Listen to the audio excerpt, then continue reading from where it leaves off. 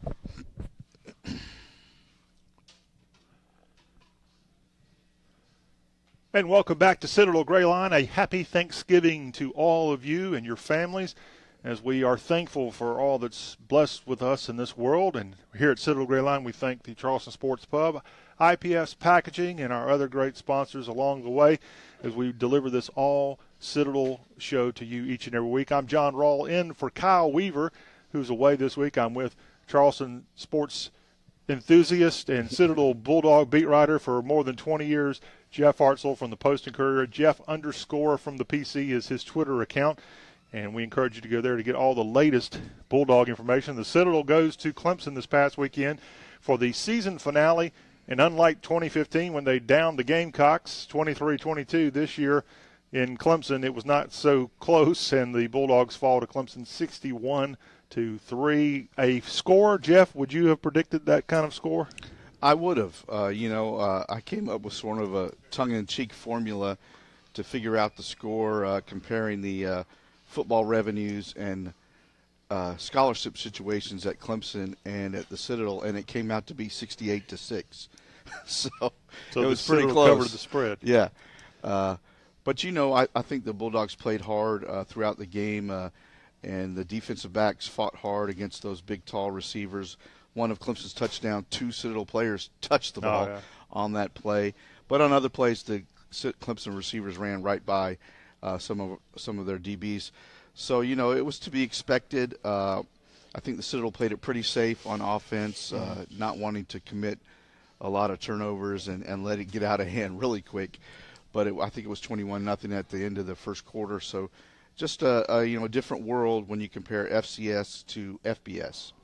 Well, the Citadel did have a drive. I think they got all the way to Clemson's 40 on that first drive of the game. Mm-hmm. What was that, just mercy on Clemson's part? No, 2 first downs on that drive, and it was a promising start. And then when Citadel went for it on 4th down, didn't make it, Clemson got the ball and faced 3rd and 20.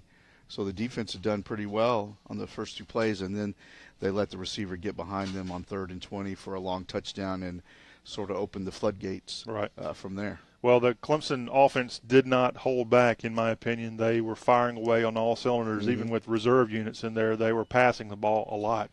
Yeah, they want to get their quarterbacks or their backups as much work as they can, and I don't have any problem with anything Dabo Swinney did in the game. He's been good to Clemson to the Citadel this year, letting them practice at their indoor facility earlier in the year. So I don't think he ran up the score at all. He was trying to get all his players as much work as he could get, and next year they might need Hunter Johnson or Zarek Cooper or one of those other quarterbacks. They could need them later this season, depending on what happens to Kelly Bryant. Some of our Citadel fans are saying that they were running the score up and all that. Even if they were running the score up, look, the Citadel got a nice paycheck for showing up. So yeah, and Clemson could have scored 100 points if they really wanted to. So I don't think there's much. Did Clemson really need to have a big score for their playoff? Future? That's a little bit of a factor because Miami was playing an ACC team, Virginia, that day. Miami and Clemson are kind of vying, and Miami actually jumped Clemson in the football playoff pecking order this week. So yeah, I think that's a factor too. The Clemson they were playing a lesser opponent, so they needed a big score. It was cupcake weekend across college football, and of course it wasn't just the Citadel playing the big boys. Mercer went down to Tuscaloosa and faced off against Alabama. I believe they got 56-0. They got beat by more points than the Citadel, I think, or maybe not. 50, yeah, about 2 points. The Citadel had more of a loss, and we saw Wofford give Carolina a little bit of a scare, but the Gamecocks prevailed there. So the Citadel and teams in the FCS world, they need these big money games.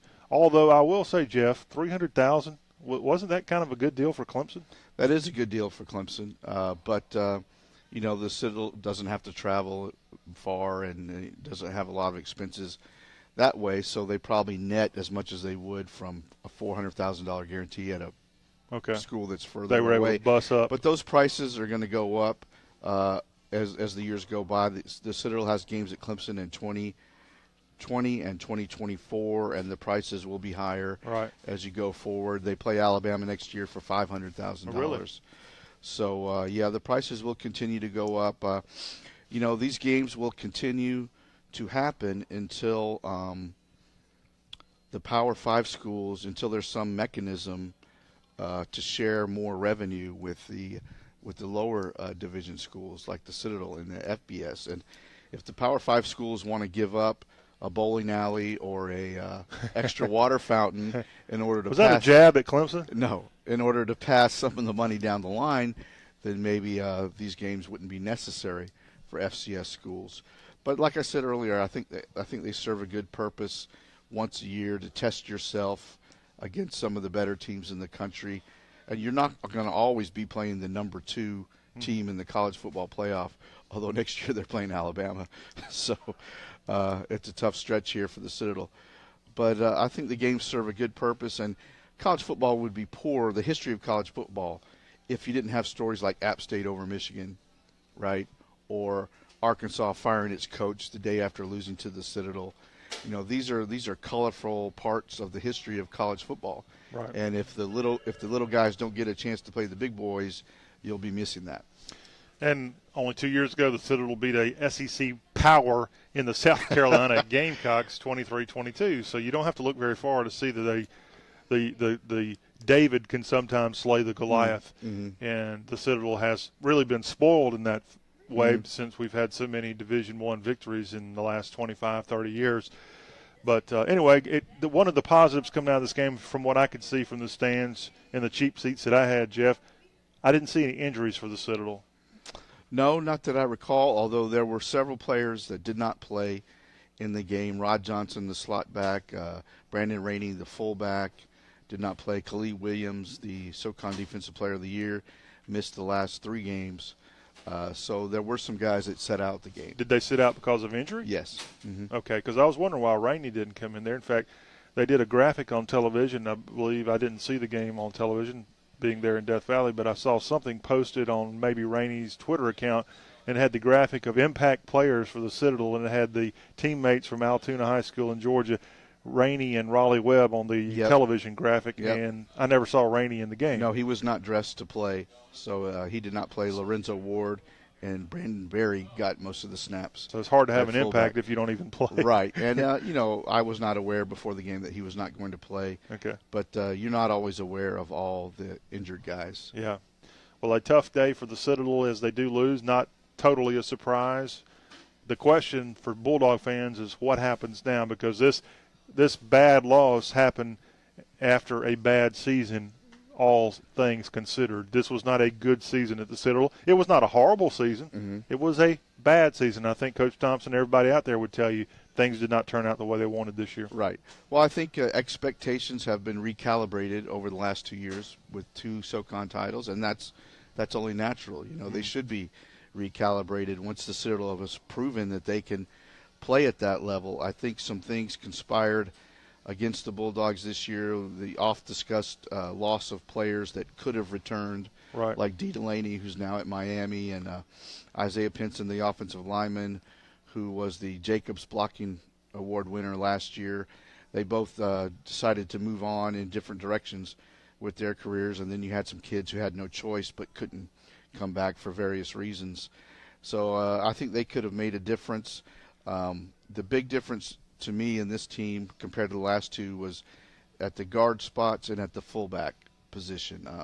Tyler Renew was a real difference maker at the fullback position, and then the last 2 years you had veteran guards, Kyle Weaver and Sam Fry and Ryan Bednar and guys like that up the middle of your offense. And to me that was the biggest difference in the offense compared to the last 2 years. Well, there were definitely noticeable differences in the 2017 edition of Bulldog football. We'll continue talking about the 2017. We'll talk about some big news coming in on the recruiting front that has happened here in the last couple of days. We'll tell you about, there's a signing day coming up in about a month that the Dogs and every other college football team will be able to take part in the first time ever in college football. We'll discuss that. And we've got some Bulldog basketball news to pass along as we continue on from Charleston Sports Pub in Mount Pleasant. Awesome place. Come by. We'll tell you some of the menu items as we continue on with this week's show. This is Citadel GrayLine from CRM Sports.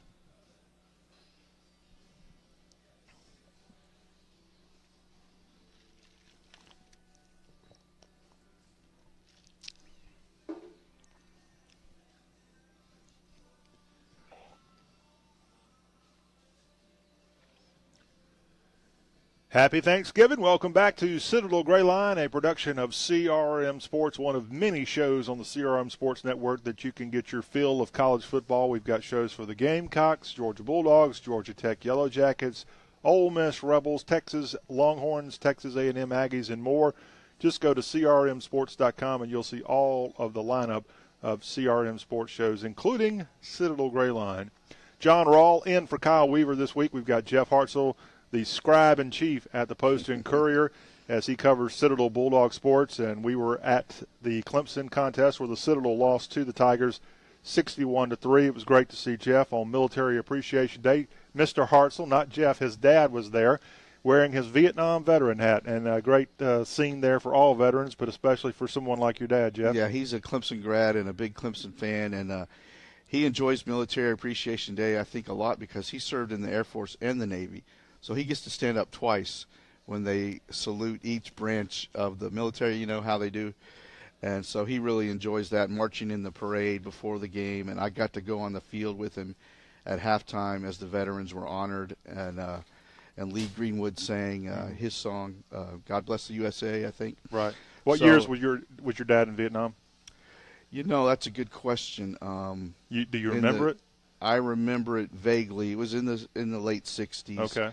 And he was a chaplain in the Air Force and served at Phan Rang Air Force Base in Vietnam. And he began his military career in the Navy, enlisted out of high school, if I have the story right, and then served in the Navy and then came back and went to Clemson. and before he joined the Air Force. And And your mom was there. Don't want to leave her out. all right, she was there the entire ride. And the wife, Tora, was there. So, and Jeff was not working. I was impressed by that. Jeff was a fan this Clemson game, and that was pretty cool to see. Yeah, I like to, we had plenty of people in the press box to take care of the coverage, and we had some friends who are big Clemson fans, had never been to a Clemson game, and so we got 14 tickets and brought them all up to the game and stayed at my folks' house, and so we had 14 people in the house, and took them to the game, and they had a great time, and it was a good game to go to because of military appreciation and the flyover before the game, the parachuters, and the halftime show, and Clemson puts on a great show, no doubt about it. It was. In fact, I think if the Citadel ever wanted to make tons of money, they could drop out of the Southern Conference, become a FCS independent, and pitch every major school, hey, we'll be your Military Appreciation Day opponent. And they could have, 5 or 6 Military Appreciation Days on every road game. Exactly, because, all the schools love doing that. Bring the Summer All Guards with them. I'm telling you, Jim Center or whoever is going to be the athletic director. Speaking of that, what is the latest with our athletic director? Well, that's could happen at any minute now. Jim Center is a finalist for the AD job at UTEP, Texas El Paso, which is a FBS school, obviously in El Paso, Texas, a member of Conference USA. They have an athletic budget of about $32 million, so roughly twice the size of the Citadels as far as that goes. So it would be a move up to an FBS school. Jim, in my opinion, has done a really good job at the Citadel and sort of professionalizing all the operations around the athletic department. Not that they weren't professional before, but kind of bringing it to a new level and getting involved in fundraising. But he spent most of his career out west, Idaho State, Colorado, schools like that. So maybe he's interested in moving his family back out west. And I've looked at some of the Twitter stuff, and it looks like he's one of the 2 finalists. I think you said that. But another source said that there was a person with an inside track, and it was at Jim Center. Right. There's Jim, and there's an internal candidate, Chris Park, who's like a associate athletic director or something like that at UTEP. So those are the 2 finalists. And there was some thought that the internal candidate had the inside track. But now I read a tweet from a reporter out there that says the longer the search goes on, the more he thinks that it might be Jim Center. So it could happen at any minute now if he does take the job or if the other candidate is hired. Well, I'm not on this show myself that often, but I will say if you're not looking to move to a much bigger school when you're the AD at the Citadel, then you're probably not doing a good job, because that should be a goal of a athletic director and, frankly, any of the coaches.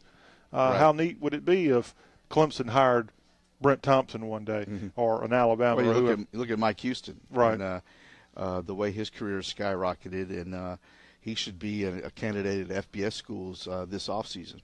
I think he'll be at a major school within the next 2 months. But anyway, we wish Jim Center, Coach Center, the best. Whatever happens, if we're selfish and maintain him as an athletic director for the time being, that's advantage Citadel.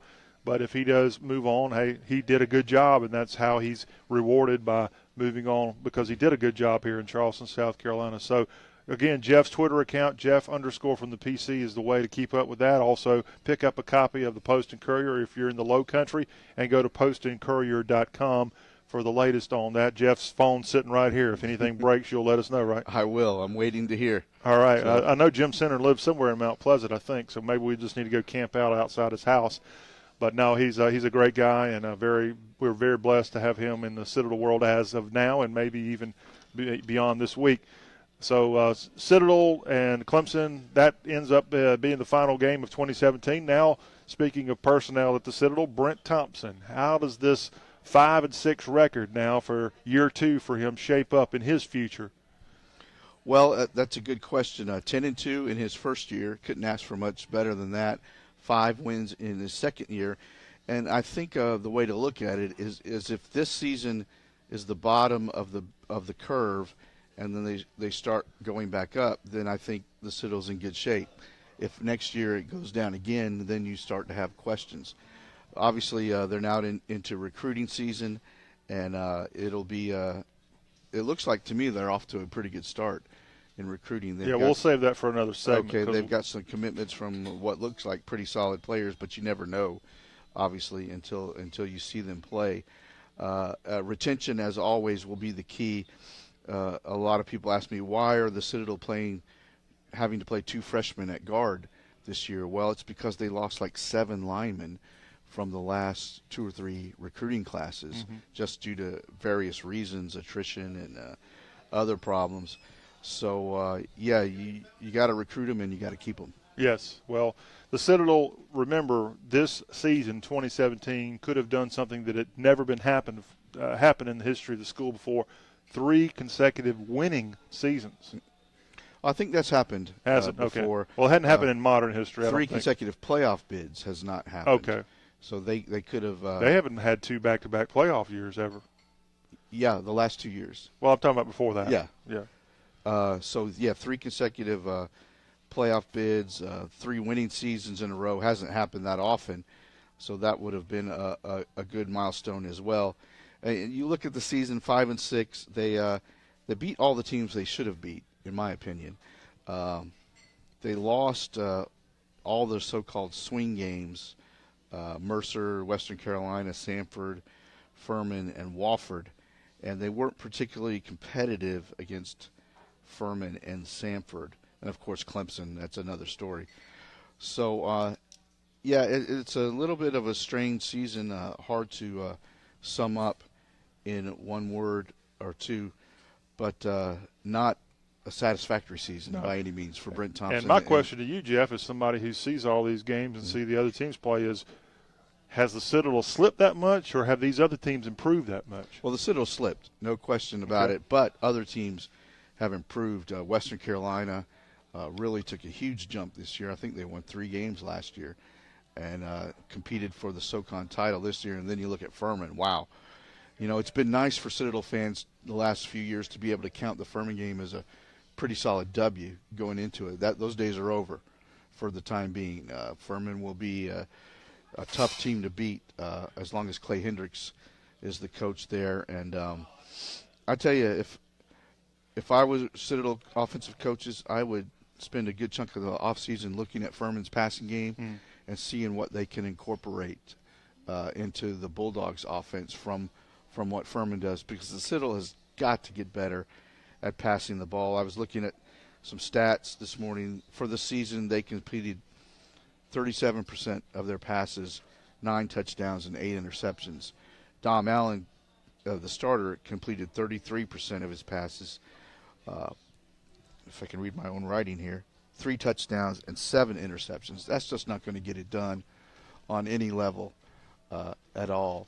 So I think Jordan Black has the potential to be a better passer than Dom. His numbers this year, 46%, 6 touchdowns and 1 interception. Of course, the PC game really boosted Jordan's stats. If you remember, he had 3 touchdowns on 3 passes in that game. But I think he does have the potential to be a better passer, and Citadel's got to find a way to get the receivers more open. And I think looking at what Furman does might provide some clues. Well, a casual Citadel fan chimes in here, and I mean that in jest. Chris Maxon, class of 90, points out that 30 players were not on the team this year that were on the team last year. We've lost 30 players. Does that sound about right? I'm not following. The comment from Chris was lost 30 guys from last year. Yeah, and obviously the seniors you expect to lose, right, and you plan for that in your recruiting. It's the guys that they didn't expect to lose, I think, that really hurt this team. You look at, like we mentioned, Isaiah Pinson, the tackle, D. Delaney, the defensive back who transferred to Miami, some defensive linemen that were booted from the team, Reggie Williams, the leading returning rusher, also ran afoul of team rules and did not come back. And then you had Evan McField, the heir apparent to Tyler Renew, who was a proven player. Evan McField ran for 160 yards against Georgia Southern as a freshman. So we knew he was a good player. He tore his ACL in spring practice, and that necessitated the whole Brandon Rainey moving from quarterback to fullback. So, yeah, it's not just the guys you plan for, but the unexpected losses that really impacted on this team. So Chris is absolutely right. All right, Chris, thanks for the comment again. And Chris is at every Citadel game, and his wife, Marjorie, there. If the Citadel played in the middle of Russia, they would be there in their Citadel blue taking and pictures. She'd be taking those pictures. Yes, yep. absolutely. So we appreciate their dedicated. support. There's so many fans. dedicated Citadel fans out there. We could have a treat. We say thanks. This is the perfect time to say thanks to all of you dedicated Bulldog fans. Even when times aren't so good, you're out there supporting the Dogs. We'll come back. We're hoping to get Mark Bonaconti on the show this week. We know there may be a little difficulty with the timing with the holiday, but we're trying to get him on the show. Class of 1988, of course, paralyzed, playing for the Bulldogs back in 1985. He's got a new book, and if nothing else, we'll promote the book as we wrap up this week's show. New book, his first book ever about his experience, and we'll try to talk to him about that as we continue with more of the Citadel GrayLine from Charleston Sports Pub, Mount Pleasant. Stay with us.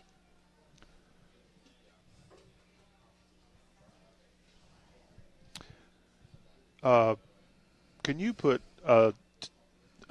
like Roman numeral 1 and then another number? We got to do 5 segments, and we've done 2. Okay. I don't have my pen on me. Yeah. We've done 2. Okay. So is it like that? Yeah, that's good. Oh, thank you. Is this something I can have? Awesome. See, Charleston Sports Pub, they take care of you. Ask and you shall receive. I got a bill to pay. Maybe they'll help me with that. All right, here we go.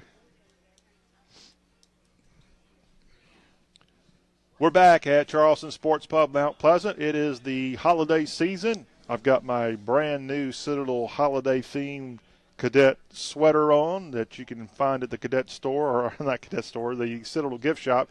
And, Jeff, this was not typical in that store. They mark up things like 5 times. This one was actually pretty affordable. So check it out. I got a lot of compliments. I wore this to the Clemson slaughter, and a lot of Clemson fans said, hey, cute sweater. So got that on, and I don't have 2 championship rings for the Citadel, but I got my class ring here that I've got on the table to compete with Kyle Weaver. So there, Kyle. Take that. Yeah, take that. Jeff Hartsell's with me. I'm Jon Rawl. We're talking Citadel Bulldog Sports at Charleston Sports Pub, Mount Pleasant, the all-Bulldog show, now in our 10th season of talking Citadel Bulldog Sports. We just celebrated our 250th episode of the show just a few weeks ago, and we're keeping on going here on the Gray Line. Jeff, it's Thanksgiving week. The Bulldog football players, after the end of a lackluster season, I guess they've been dismissed for the holidays with the rest of the Corps cadets? That's right. Some time with the family. I saw a lot of them after the game on Saturday. One of the cool things Clemson does allow the fans to go on the field.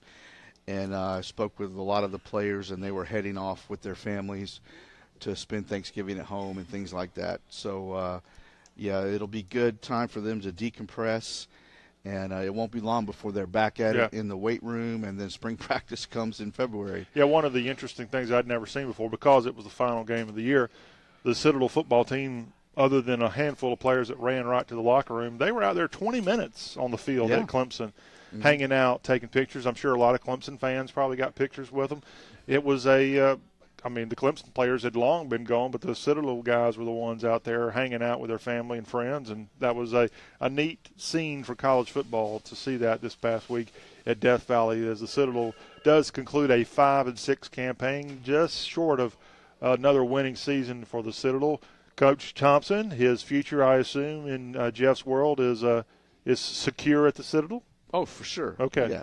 I just got to ask, No in some that. schools at like Texas A&M, if they don't have 8 wins, 9 wins a season, they get rid of them in a heartbeat. No, I don't think there's any concern as far as that goes.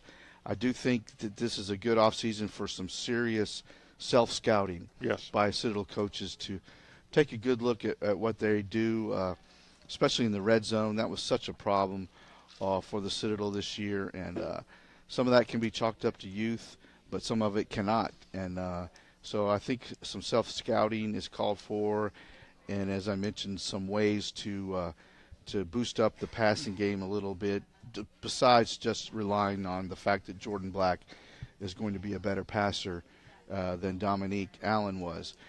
So, I think it's a important offseason for the Bulldogs just in terms of self-improvement. Yes. All right. Well, I know sometimes these things don't come out till the end of the semester. Are you expecting any early departures from players on this team? I am not, although, I'm not usually aware of those situations before they happen, but there's nothing that I've heard of. I think there are going to be some position changes going into spring practice. You could see Brandon Rainey back at quarterback. Really? He played fullback this year. I think Brandon Berry he needs to be the man going into next year. If he's not, then something disappointing has happened because he is the guy with the best tools to get it done at that position. Well, if that's true, why didn't he play all these games toward the end of the year? Well, they brought him back. They took the red shirt off at ETSU. The best, he did have a turnover against Mercer at the goal line that set him back a little bit. Did not play much in the next few weeks after that incident. And, I don't think Brent Thompson was wholly satisfied with his practice performance at times. But he's got the best tools just physically to be the man at that position going forward. Now, Malik Brooks, another running back, did net redshirt this year. He's more of an A back, although if it came down to it, I think he could play B back, fullback. But they're very excited about the season he had on the scout team and the fact that they were able to redshirt him. So I think Malik Brooks will be another name to look for in spring practice. I'm trying to come up with the name, number 12 backup quarterback, Ryan McCarthy. Yeah, people were asking about him at the game. Of course, the backup quarterback's always normally the most popular person on campus. But this guy is noteworthy because he's a heck of a baseball player also. He is. He might be the best baseball player on campus. Really? Because he was very good in high school, was considered a draftable player coming out of Pinecrest High School in Georgia, which I think is a small school. But he is, by all accounts, a fantastic athlete, about 6'2". I'm not sure what he weighs, maybe 210, with a 37-inch vertical. Mm-hmm. And so he's a guy that could help at any number of positions. I think they like him at quarterback. I think he's in line to be the backup quarterback to Jordan Black next year. So But I will tell you, from what I understand, he is a football-first player. He didn't come to the Citadel to play baseball. His dream was to be a college quarterback, and that's what he wanted to do, and that's why he came to the Citadel. It'll be interesting to see if Tony Skoll and Brent Thompson can work something out where Ryan might help the baseball team as well. That did not go great in Shai Phillips' case. He never really reached his potential in either sport, in my opinion.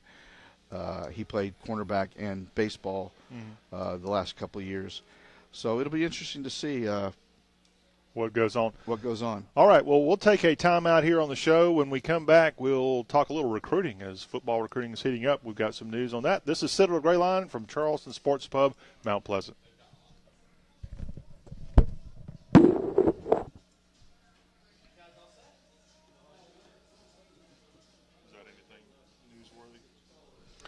I don't know. I didn't recognize the number. Okay. They didn't leave a message, so. Okay, if you'll put down 3.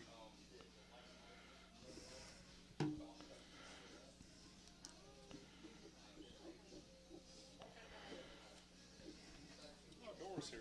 Yep. Is she off today? Mm-hmm.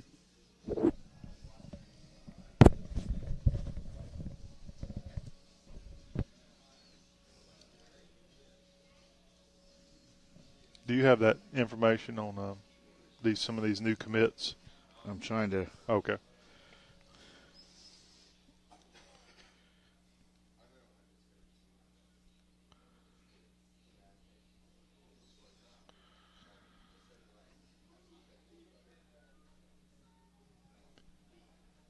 We're back on Citadel GrayLine, a production of CRM Sports. We're at the Charleston Sports Pub, Mount Pleasant, an awesome location.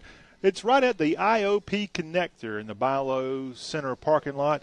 and very easy to find, very easy for someone like Jeff Hartsell to motor on over here and do the show this week. Jeff, we tried to get this right outside of your house, but unfortunately I don't think your bylaws of your neighborhood would allow us to do the show. Yeah, the Homeowners Association not fond of Citadel radio GrayLine. shows in the driveway. Probably Cougar fans. But we're glad to be here. Jon Rawl in for Kyle Weaver. Kyle is away this week, and we're talking Bulldog Sports with Jeff Hartsell of the Charleston Post and Courier, and we wish all of you a very happy Thanksgiving. We had a nice comment from Scott Royds from all the way up in upstate New York, right near Rochester. Happy Thanksgiving from the Royds. Thank you, Scott. We appreciate that, and all of you out there watching and listening to Citadel GrayLine. It's been a lot of fun, and again, I'm gracious enough to I'm very thankful enough for Kyle Weaver to allow me to step in here once again as he's away on business this day. Bulldog football rolls on after a 5-6 season. You know, you got to turn the page and start anew with a brand new recruiting scheme as well as a 2018 schedule right around the corner. Jeff, the Twitter feeds are active right now with commits announcing for the Citadel. What can you tell us on that front, sir? You know, that's probably my favorite thing about Twitter is the way it's changed recruiting, and the kids love to go out on Twitter and announce their commitments, so it makes it a lot easier to find out, especially at a school like the Citadel where smaller schools where they don't have the dedicated recruiting websites and things like that, like Clemson and USC does. But it seems like Citadel's off to a pretty good start. I think they have about 5 or 6 commitments so far that I'm aware of, and probably the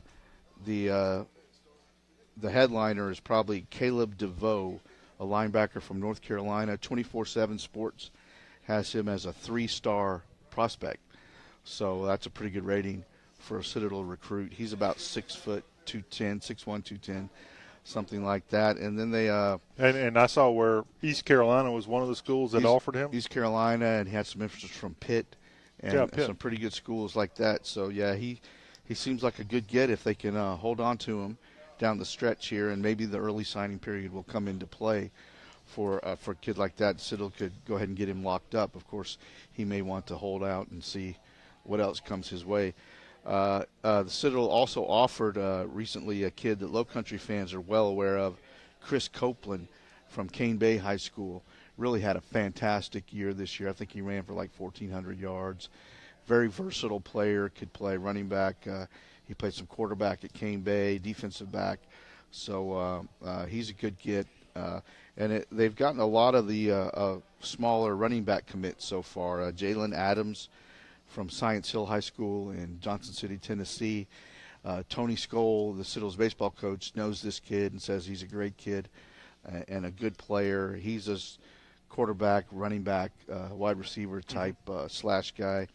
And then a young man named Njoku, I think is how you say it. He's another running back, weighs about 190 pounds, 4'6", 40. So he sounds like a good player. I've seen a little of his tape. He's a tough kid. Plays running back and defensive back, not afraid to take a hit or deliver one.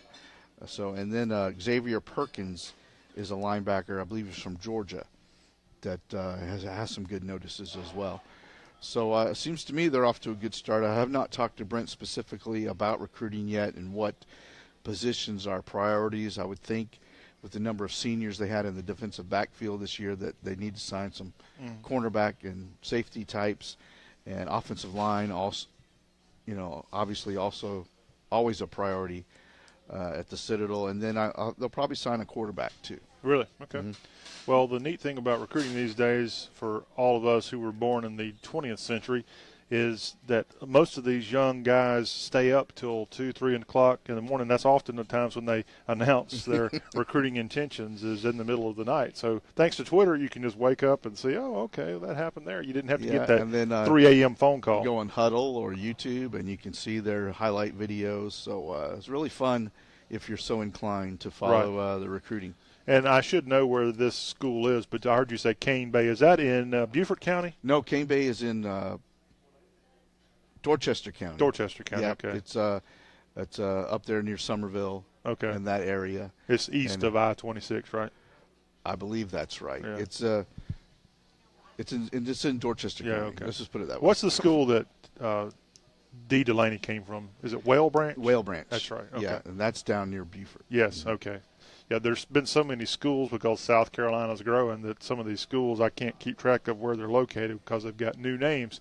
And they're oftentimes not named after a city because the city name's already been taken up by another school. So, all right, well, the good information there. Again, the place to go to for all recruiting news and notes is Jeff_from the PC and thepostingcourier.com for all of that. Of course, this year, unlike any other year in college football, there's an early signing day. I think it's December 20th.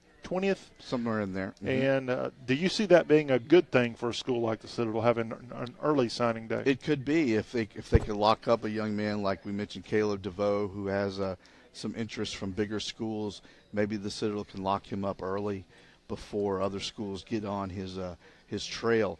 So I'm not sure if the Citadel plans to try to sign some guys early. When I talked to Brent Thompson for our season-ending interview, I'll ask him that question. Oh, really? Tell me about that interview. What day do you normally do that? I'm going to try to talk to him probably Friday, and I do it every year. The day year. After Thanksgiving? I do it every year just to try to wrap up the season with the coach and look ahead to recruiting and to spring practice and to get a feel for what he thinks the team needs to get better at and what their recruiting priorities will be and all that kind of Traditionally, good stuff. Do you know when he has that same kind of interview, not with you, but with Jim Center? I do not know. Before they meet with you, though, I would assume. I think so. I don't know. They'll be like, go meet with Hartsell, and then we'll talk to you, Coach. But, no, I think that's just the way it is for every college program, the kind of recap of a season and how things are going. But in your opinion, your biggest guess on the need they've got to fill for 2017? Well, I think the offensive line has got to improve, and I think they will improve. Excuse me. You look at those two kids, John Cole and John Barrett-Lewis, who both, by the way, made the SoCon All-Freshman team this year, and deservedly so. They started every game and played, almost all the snaps this entire season. Those two freshman guards were asked to come in and start without even like a full cycle of college weightlifting and conditioning behind them. So, that was a tough ask for those kids, and I think they improved throughout the season. But now they'll get a chance to get in that weight room, work on their bodies, work on their conditioning, and come out next fall as seasoned college linemen. Okay. You know what I mean? Yes. And that's going to make a huge difference. But they need to fill in behind those guys. They cannot get caught short again on the pipeline. You're right. We saw what people like Kyle Weaver leaving the program and the other hosses on the offensive line, how big of a hole that left this year, and maybe with these fellows this year getting the opportunity to get a lot of snaps, that'll make a huge difference not only in 2018 but moving along to future years. One great thing about having Kyle on the show is the insight he provides, and he will tell you himself he could not have done as a freshman what he did as a senior offensive lineman. This wasn't even close. So that development is key, especially for those linemen. And Kyle has developed into a darn good Citadel GrayLine host, too. He's really doing a great job. So good job, Kyle, and the Weaver family. By the way, happy Thanksgiving to all y'all. We'll take a timeout, our final timeout of the week, come back after this segment, talk a little Citadel hoops, and tell you about the new Mark Bonicani book that you will definitely want to get for a stocking stuffer. This is Citadel GrayLine from CRM Sports. Stay with us.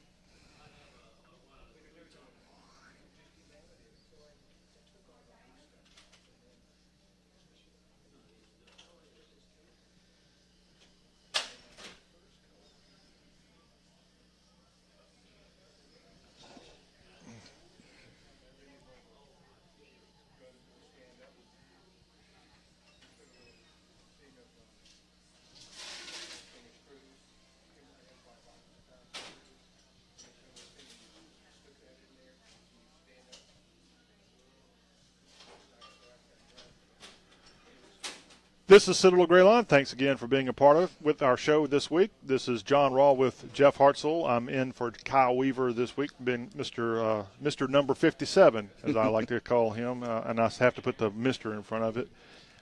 He's away, and I'm filling in this week. Not going to be able to get Mark Bonicani to join us this week. Maybe before the season wraps up of Citadel GrayLine we will. But he's got a new book, his first book ever, called Undefeated: From Tragedy to Triumph. It is on a major book publisher, and it's a biography that Mark Bonaconte, Citadel class of 1988, wrote about his experience playing for the Citadel, being paralyzed, and the incredible work that's been done by the Miami Project all these years since that. It talks about the lawsuit with the Citadel and how things have evolved from that. And now Mark's number's been honored at the Citadel. He has a class of 1988 ring, and I got a chance to see him at the Western Carolina game, and he is very pro-Citadel. And this book is a wonderful book that we encourage all of you to pick up for a Citadel fan or alumnus. And again, it's called Undefeated from Tragedy to Triumph. I saw Mark interviewed on Fox News Channel a couple of weeks back talking about the book, and just a great thing that you'll learn a lot. Of course, his father, Nick Bonaconte, a major celebrity in his own right, part of the famous 72 Dolphin undefeated team, he's currently going through Alzheimer's, and so we have them in mind during this holiday season. But Undefeated, check it out, from Mark Bonaconte. Mm-hmm. And I know Jeff's had a chance to talk to him through the years, too. I have. What a great story it was, the sort of coming back together of Mark and the Citadel, and the feelings on both sides of that tragic story that he's, as the book says, he's turned into a sort of triumph in his life. And now his father dealing with the effects of CTE and, as you mentioned, Alzheimer's, and he's announced that he's going to donate his brain to science when he does pass. So family's really made a remarkable contribution to the understanding of spinal injuries and now brain injuries. Yeah.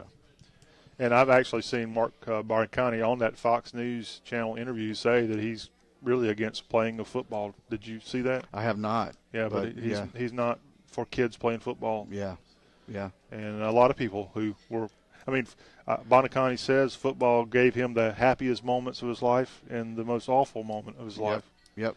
And the game's going to have to change, and I think it has started to change. You've got to get the helmet-to-helmet and the kill shots out of the game. And anytime I see this debate about whether, that was a good hit or that was a bad hit, you got to get that debate out of the game.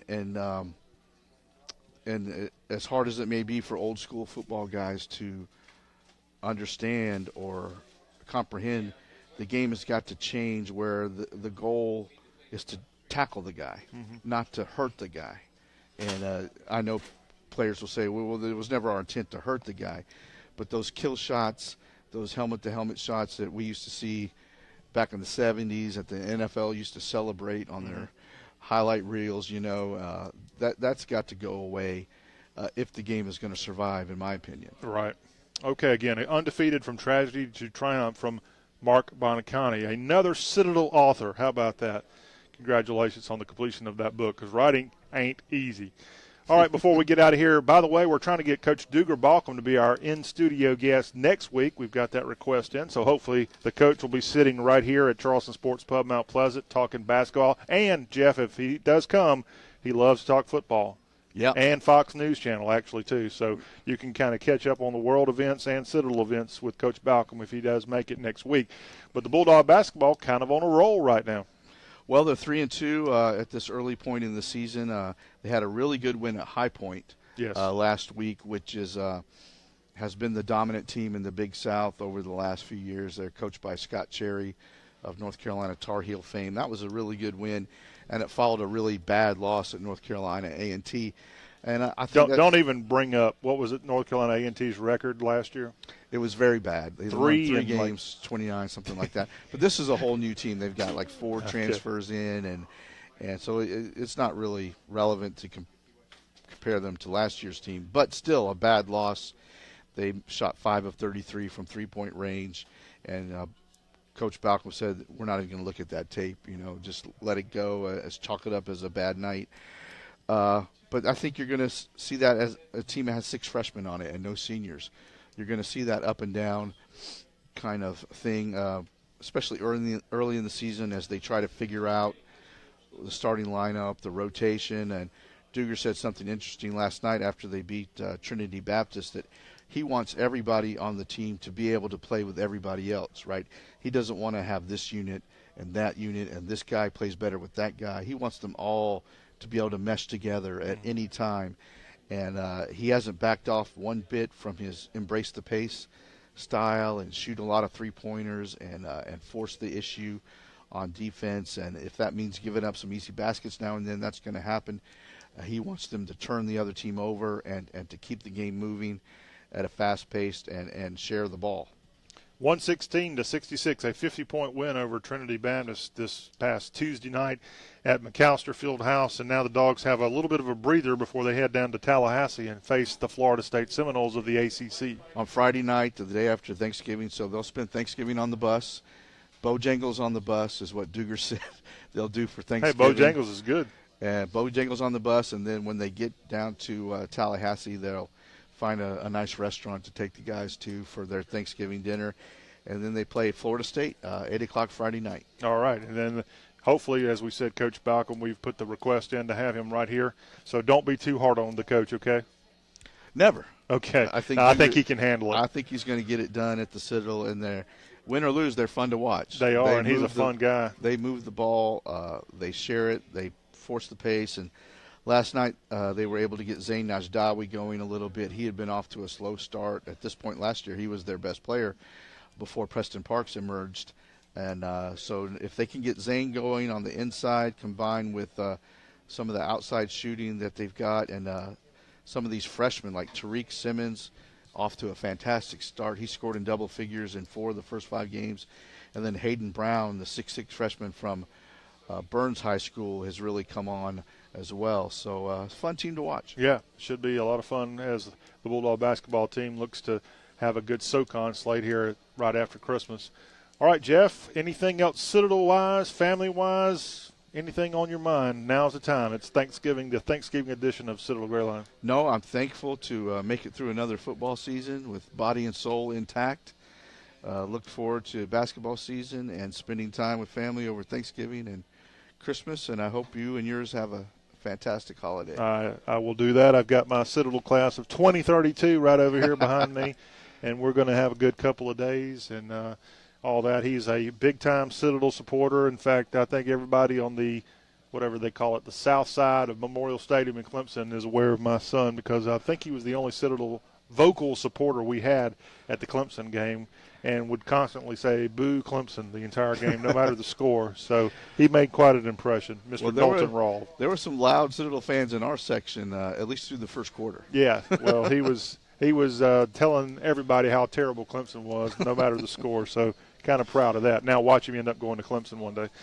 Hope not. Jeff, thank you for everything you do. Kyle Weaver, thank you, even though you took a little bit of a snoozer this week. That's fine. You're allowed to do that.